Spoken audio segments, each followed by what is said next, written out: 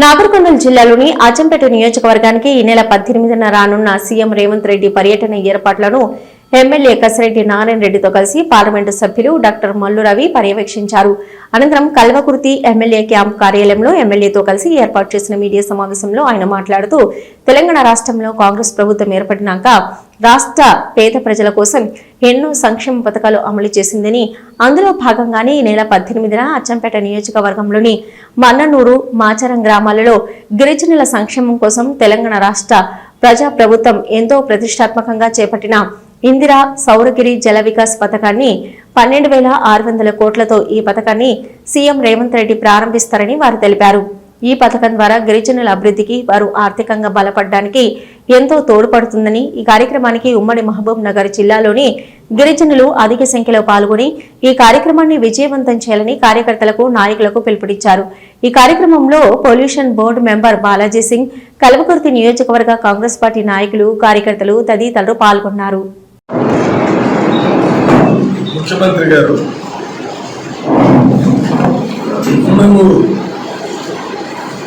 అచ్చంపేట అసెంబ్లీలో ఉన్న మననూరుకి గిరి సౌర జల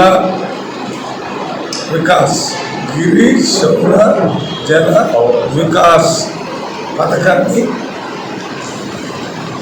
శంకుస్థాపన చేయడానికి వస్తుంది. దీని ద్వారా రాష్ట్రంలో ఉన్న గిరిజనులందరికీ బోర్లు వేసి బోర్లు నడవడానికి కావాల్సిన కరెంటుని కూడా సోలార్ పవర్ ద్వారా అందించడానికి రాష్ట్ర ప్రభుత్వం 12,600 కోట్ల రూపాయలతో ఈ ప్రోగ్రాం తీసుకోవడం జరిగింది. దీనివల్ల ఇంతకాలం వారికి ఉన్నటువంటి భూమి సాగు చేసుకునే అవకాశం లేకుండా ఇబ్బంది పడుతున్న గిరిజనులందరికీ ఉపయోగపడుతుంది. వారు కూడా చిన్నకారు రైతులాగా ఈ బోర్లు వేయించుకుని ఆ నీటి ద్వారా ఆ నీరు రావడానికి సోలార్ పంప్ సెట్లు పెట్టుకుని వ్యవసాయం చేసే అవకాశం వస్తుంది.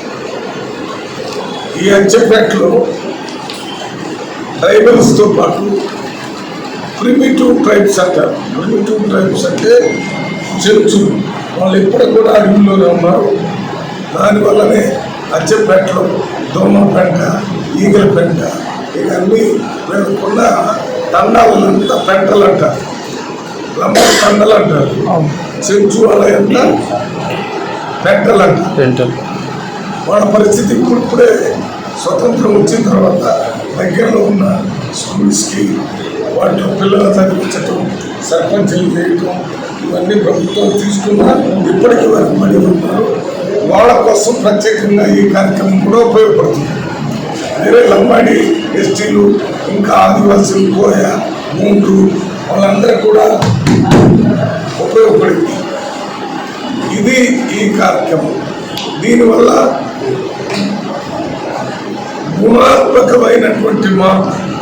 గుణాత్మకమైన మార్పు ఈ ఎస్టీ జీవన విధానంలో వస్తుంది. ఈ రకంగా వ్యవసాయం చేసుకుని బతికే అవకాశం ఉండటం వల్ల వాళ్ళ పిల్లలందరినీ చదువుకుంచుకునే అవకాశం వస్తుంది, కడుపు నిండా అన్నం తినే అవకాశం వస్తుంది. దానికి తోడు వేరే ఇంకా లోన్స్ కూడా మొన్ననే ఈ ప్రభుత్వం 6,000 కోట్ల రూపాయలతో ఎస్సీ, ఎస్టీ, బీసీ మైనార్టీలకి 50,000 నుంచి 4 లక్షల వరకు అప్పిచ్చి వారి కాళ్ళ మీద వారు నిలబడే కార్యక్రమం కూడా చేశారు. ఇది కాంగ్రెస్ రేవంత్ రెడ్డి ప్రభుత్వం. ఇది చేతల ప్రభుత్వం చెప్పడానికి ఇది సామాజిక న్యాయం చేసే ప్రభుత్వం. సామాజిక న్యాయం కోసం మాటలు చెప్పడం కాకుండా చేతల ద్వారా ఆర్థిక సహాయం చేసి ఒక గుణాత్మకమైన మార్పు వారి జీవన విధానంలో వచ్చే విధంగా ఇవాళ రేవంత్ రెడ్డి ప్రభుత్వం పనిచేస్తుంది. రేపు జూన్ 2వ తారీఖుకి ఒక 5 లక్షల మంది SC, ST, BC, minority unemployed యూత్కి 6,000 కోట్ల రూపాయల ప్రభుత్వం, దాదాపు ఇంకొక 2,000 కోట్ల రూపాయలు బ్యాంకులతో అప్పులు ఇప్పించి అప్పులు శాంక్షన్ ఆర్డర్స్ కూడా జూన్ 2న ఇస్తారు. ఇప్పుడు అప్లై చేసుకున్న అప్లికేషన్లన్నింటినీ స్క్రూటినీ చేసి ప్రభుత్వానికి చూపించి స్థానిక ఎమ్మెల్యేలతో మాట్లాడి, ఇన్ఛార్జ్ మినిస్టర్లతో మాట్లాడి ప్రతి మండలంలో టార్గెట్ని